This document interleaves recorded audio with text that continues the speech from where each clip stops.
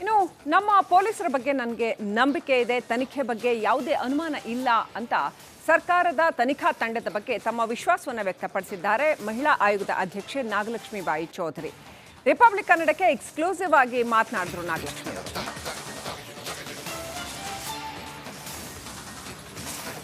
ಸರ್ಕಾರದ ನಿರ್ಧಾರವನ್ನು ಸ್ವಾಗತಿಸಿದ್ದಾರೆ ಮಹಿಳಾ ಆಯೋಗದ ಅಧ್ಯಕ್ಷೆ ನಾಗಲಕ್ಷ್ಮಿ ಚೌಧರಿ. ಸರ್ಕಾರದ ಮೇಲೆ ನಂಬಿಕೆ ಇದೆ ಅಂತ ಮಹಿಳಾ ಆಯೋಗದ ಪತ್ರಕ್ಕೆ ಸಿಎಂ ಸ್ಪಂದಿಸಿದ್ದಾರೆ ಅಂತ ನಾಗಲಕ್ಷ್ಮಿ ಬಾಯಿ ಹೇಳಿದ್ದಾರೆ.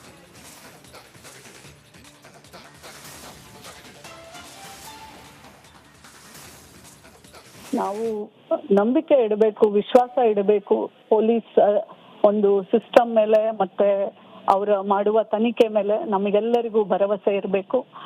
ಮಹಿಳಾ ಆಯೋಗದ ಒಂದು ಪತ್ರವನ್ನ ಮಾನ್ಯ ಮುಖ್ಯಮಂತ್ರಿಗಳಿಗೆ ನಾನು ಬರೆದಿದ್ದೆ, ಹಾಗಾಗಿ ಅದನ್ನ ಸ್ವೀಕಾರ ಮಾಡಿದ್ದಾರೆ.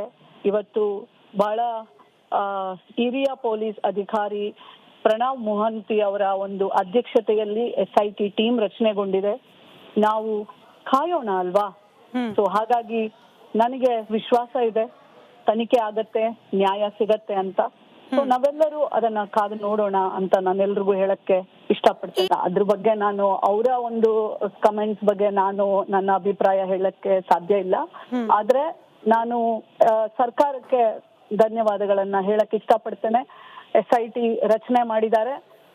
ಖಂಡಿತ ನಮ್ಮ ಕರ್ನಾಟಕ ಪೊಲೀಸು ತನಿಖೆಯನ್ನ ನಿಷ್ಪಕ್ಷಪಾತವಾಗಿ ಮಾಡ್ತಾರೆ ಅನ್ನೋ ವಿಶ್ವಾಸದಲ್ಲಿ ನಾವೆಲ್ಲರೂ ಇದೀವಿ. ಇದು ಕರ್ನಾಟಕದ ಇಡೀ ಜನತೆಗೆ ಸಿಕ್ಕಂತ ಒಂದು ಮನ್ನಣೆ ಅಂತ ನನ್ನ ಅಭಿಪ್ರಾಯ. ಆ ಊಹಾಪೋಹಗಳಿಗೆ ನಾನು ಉತ್ತರ ಕೊಡ್ಲಿಕ್ಕೆ ಸಾಧ್ಯ ಇಲ್ಲ.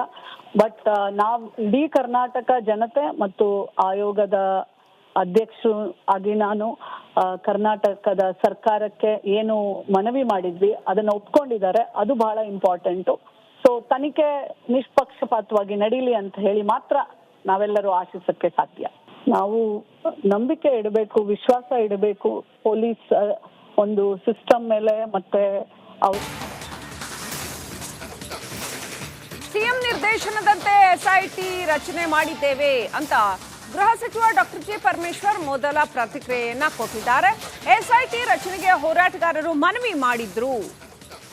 ಶವ ಹೂತಿಟ್ಟ ಬಗ್ಗೆ ಮಾತ್ರ SIT ತನಿಖೆ ಮಾಡುತ್ತೆ ಅನ್ನುವಂಥ ಅಂಶವನ್ನ ಡಾಕ್ಟರ್ ಜಿ ಪರಮೇಶ್ವರ್ ಅವರು ಹೇಳಿದ್ದಾರೆ. ಸರ್, ಧರ್ಮಸ್ಥಳದ ವಿಚಾರದಲ್ಲಿ ಸರ್ಕಾರ SIT ರಚನೆ ಮಾಡಿದೆ ಸರ್. ಈಗ ಸಾಕಷ್ಟು ಒತ್ತಡ ಇತ್ತು ಸರ್ಕಾರದ ಮೇಲೂ ಕೂಡ, ಬೇಕು ಬೇಡ ಅನ್ನುವಂಥ ವಾದಗಳು ಕೂಡ ನಡೀತಾ ಇತ್ತು ಸರ್. ಇಲ್ಲ, ನಾವು ಪ್ರಿಲಿಮಿನರಿ ಎನ್ಕ್ವೈರಿ ಆಗಲಿ, ಯಾರು ಅಲ್ಲಿ ಕಂಪ್ಲೇಂಟ್ ಕೊಟ್ಟಿದ್ರು ಅದರಲ್ಲಿ ಪ್ರಿಲಿಮಿನರಿ ಎನ್ಕ್ವೈರಿ ಆಗಲಿ, ಅನಂತರ ಮುಂದೆ ನಾನು ಅವತ್ತೇ ಹೇಳಿದ್ದೆ, ಮುಂದೆ ಅಗತ್ಯ ಬಿದ್ದರೆ ನಾವು ಇನ್ನೂ ಉನ್ನತ ಮಟ್ಟದ ತನಿಖೆ ಮಾಡ್ತೇವೆ ಅಂತ ಹೇಳಿ ನಾನು ಹೇಳಿದ್ದೆ. ನಾವು ಮುಖ್ಯಮಂತ್ರಿಗಳು, ನಾನು ನಮ್ಮ DG ಅವರು ಎಲ್ಲರೂ ಕೂತ್ಕೊಂಡು ಮಾತನಾಡಿ ನಿನ್ನೆ ತೀರ್ಮಾನ ಮಾಡಿದ್ವಿ. ಅದು ಆದೇಶವನ್ನು ನಿನ್ನೆ ಹೊರಡಿಸಿದ್ದಾರೆ. ಮೊಹಂತಿಯವರು ಒಬ್ಬ ಹಿರಿಯ ಪೊಲೀಸ್ ಅಧಿಕಾರಿ, ಅವರ ನೇತೃತ್ವದಲ್ಲಿ ಆಗಬೇಕು ಅಂತೇಳಿ ಮಾಡಿದ್ದಾರೆ. ಅದು ತನಿಖೆ ಪ್ರಾರಂಭ ಆಗಿ ತನಿಖೆ ವರದಿ ಅದರ ಡೆವಲಪ್ಮೆಂಟ್ಸನ್ನು ನಾವು DGಗೆ ತಿಳಿಸ್ತಾ ಇರಬೇಕು ಮತ್ತು ಅಂತಿಮ ವರದಿಯನ್ನು ಕೂಡ DGIGಗೆ ಸಬ್ಮಿಟ್ ಮಾಡಬೇಕು ಅಂತೇಳಿ ಹೇಳಿದ್ದಾರೆ. ಅವರು ಕೆಲಸ ಪ್ರಾರಂಭ ಮಾಡ್ತಾರೆ. ಸರ್, ಧರ್ಮಸ್ಥಳದ ವಿಚಾರದಲ್ಲಿ ಸರ್ಕಾರ SIT ರಚನೆ ಮಾಡಿದೆ ಸರ್. ಈಗ ಸಾಕಷ್ಟು ಒತ್ತಡ ಇತ್ತು ಸರ್ಕಾರದ ಮೇಲೂ ಕೂಡ, ಬೇಕು ಬೇಡ ಅನ್ನುವಂಥ ವಾದಗಳು ಕೂಡ ನಡೀತಾ ಇತ್ತು ಸರ್. ಇಲ್ಲ, ನಾವು ಪ್ರಿಲಿಮಿನರಿ ಎನ್ಕ್ವೈರಿ ಆಗಲಿ, ಯಾರು ಅಲ್ಲಿ ಕಂಪ್ಲೇಂಟ್ ಕೊಟ್ಟಿದ್ರು ಅದರಲ್ಲಿ ಪ್ರಿಲಿಮಿನರಿ ಎನ್ಕ್ವೈರಿ ಆಗಲಿ.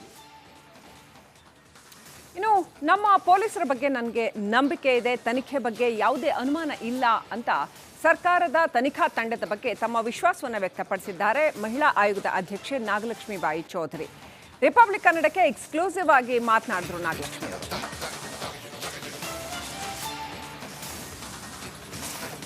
ಸರ್ಕಾರದ ನಿರ್ಧಾರವನ್ನು ಸ್ವಾಗತಿಸಿದ್ದಾರೆ ಮಹಿಳಾ ಆಯೋಗದ ಅಧ್ಯಕ್ಷೆ ನಾಗಲಕ್ಷ್ಮಿ ಚೌಧರಿ. ಸರ್ಕಾರದ ಮೇಲೆ ನಂಬಿಕೆ ಇದೆ ಅಂತ ಮಹಿಳಾ ಆಯೋಗದ ಪತ್ರಕ್ಕೆ ಸಿಎಂ ಸ್ಪಂದಿಸಿದ್ದಾರೆ ಅಂತ ನಾಗಲಕ್ಷ್ಮಿ ಬಾಯಿ ಹೇಳಿದ್ದಾರೆ.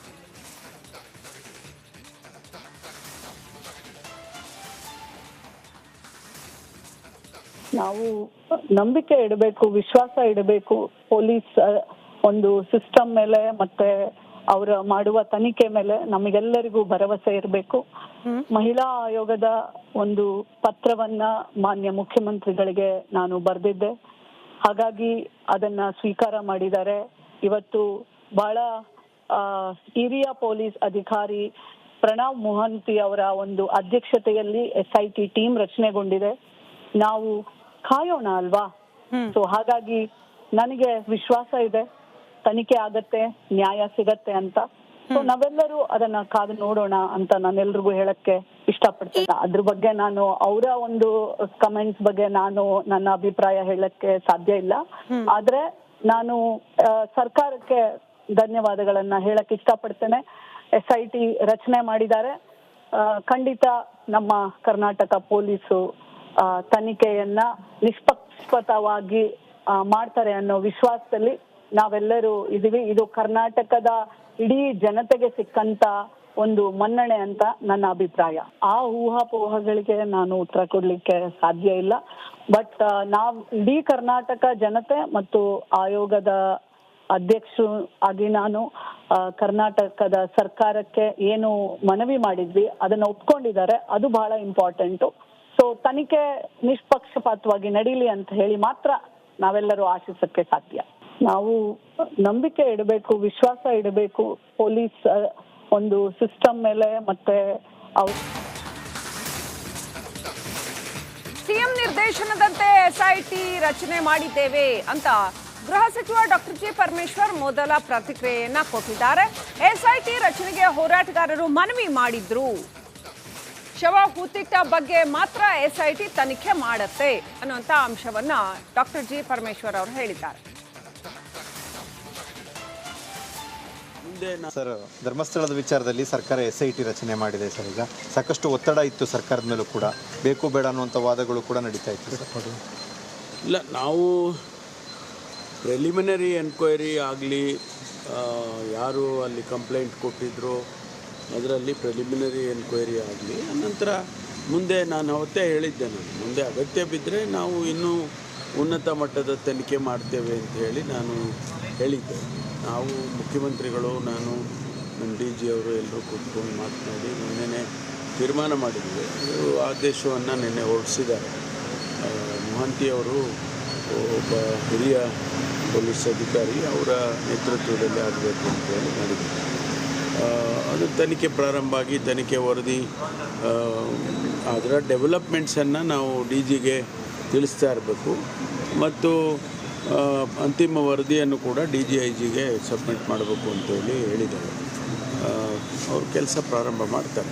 ಸರ್, ಧರ್ಮಸ್ಥಳದ ವಿಚಾರದಲ್ಲಿ ಸರ್ಕಾರ SIT ರಚನೆ ಮಾಡಿದೆ ಸರ್. ಈಗ ಸಾಕಷ್ಟು ಒತ್ತಡ ಇತ್ತು ಸರ್ಕಾರದ ಮೇಲೂ ಕೂಡ, ಬೇಕು ಬೇಡ ಅನ್ನುವಂಥ ವಾದಗಳು ಕೂಡ ನಡೀತಾ ಇತ್ತು.